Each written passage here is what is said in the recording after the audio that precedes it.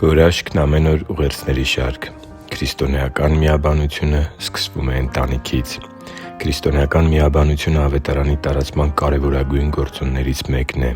Տեր Հիսուսը սովորեցնում էր, որ Իր ճշմարիտ աշակերտների միաբանությունը տեսնելով մարդիկ հավատալու են Իրեն։ Քրիստոնեական միաբանությունը միմյանց հանդեպ սիրո, հարգանքի և հոգատարության վերաբերմունքը վկայություն է աշխարհին, որ Քրիստոս է բնակվում հավատացյալ մարդու ներսում և որ մենք ապրում ու գործում ենք այնպես, ինչպես Տերը կգործեր, եթե Ինքը լիներ մեր փոխարեն։ Սիրելի՛ բարեկամ, ուղերձների այս շարքի նպատակն է, որ ես և դու սկսենք խորհել, թե ինչով կարող ենք նպաստել Տեր Հիսուսի աշակերտների մեջ Իր համար այնքան կարևոր միաբանության ձևավորմանը։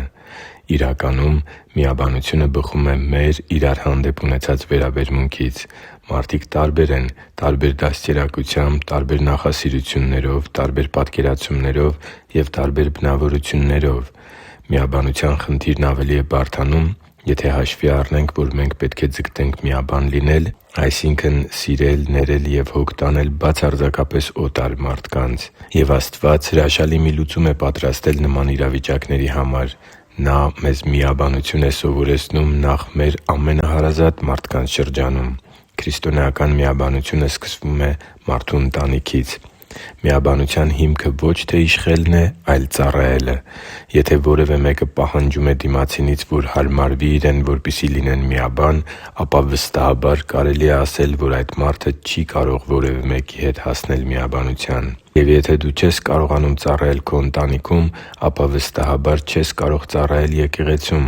Աստվածաշունչը մեզ հստակ կերպով փոխանցում է, որ մարդու ծառայության կարգավիճակն իր ընտանիքում որոշում է նրա ծառայությունը եկեղեցում։ Ստորև բերված երկու հատվածներն Աստվածաշնչից խոսում են նախ տղամարդու և հետո կնոջ ընտանիքում ունեցած պարտականությունների կարևորության մասին։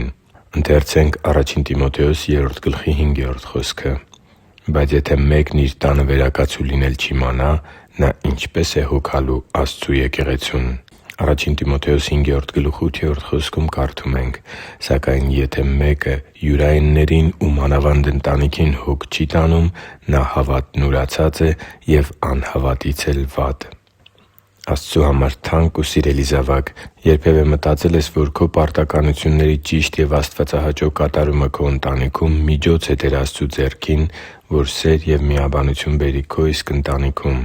Եվ եթե մենք մեր ամենահարազատ մարդկանց շրջանում չենք կարողանում դա անել, ապա ինչպե՞ս ենք դա անելու ոչ արյունակից մարդկանց շրջանում, թեև նրանց Քրիստոսով եղբայրներ և քույրեր ենք ընդունում։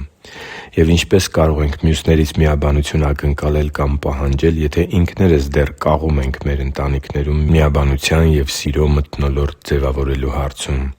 Ես գիտեմ, որ կան բարդագույն իրավիճակներ շատ ընտանիքներում, սակայն արդյոք կարող ենք կանգնել ու Տեր Աստծու առաջ ասել, որ ամեն բան, որքանով որ մեզնից է կախված, անում ենք հանուն մյուսների հետ խաղաղության և միաբանության։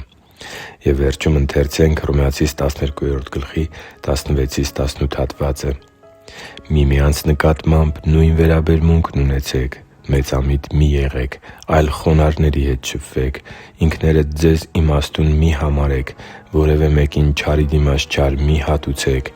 բոլոր մարդկանց առաջ բարիք անել խորհեք, եթե հնարավոր է, որքան ձեզնից է կախված, բոլոր մարդկանց հետ խաղաղությամբ մնացեք» Հիշի՛ր, որ դու Աստծո հրաշքն ես, և Աստված սիրում է քեզ։ Շնորհակալ եմ, որ դու կա՛ս։ Սիրով և աղոթքով, Արման Մանուկյան։